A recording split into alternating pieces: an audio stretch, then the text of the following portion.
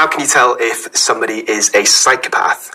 Well, I suppose for me, it's relatively easy, right? Because I have that patient detained under the Mental Health Act. They're in my hospital, so I have lots of sources of information. But I think the more interesting version of this question is how can you tell if somebody is a psychopath, like in real life, out in the real world?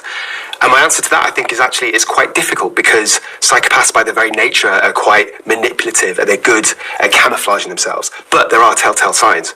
So a true psychopath they'll try and exploit you for anything that they can get from you, whether it's money, whether it's friendship, whether it's sex. And they're quite narcissistic, so everything's about them. And I suppose another way is to look at their social circle of friends. So psychopaths, because they use people, they tend not to have deep friendships. They have a large circle of friends and they know a lot of people, they kind of use them and then throw them away. So that is a way of... Good question. So a psychopath is a formal medical term. So if you ask 50 forensic psychiatrists, they'll all give you the same answer. Sociopath is more of an informal term, so different people will say different things.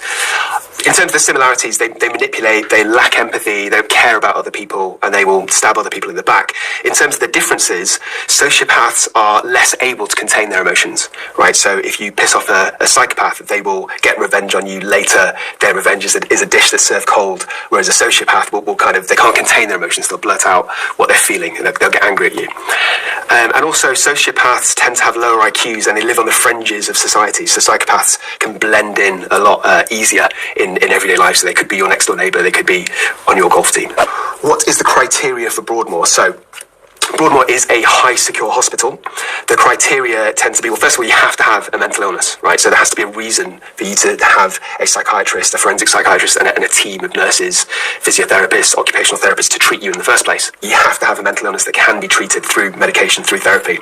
But for the level of violence, it is, as you'd expect it to be, extremely high. So multiple murders, multiple sexual assaults, people that have been in other secure units and have not gotten better after many years. The other thing that people probably don't know, or it's probably not as publicised as well, is that Broadmoor also takes people that are not necessarily that violent but have other security risks, like repeated arsonists who kept setting fires in other psychiatric wards. It's much harder to set a fire in Broadmoor simply because of the level of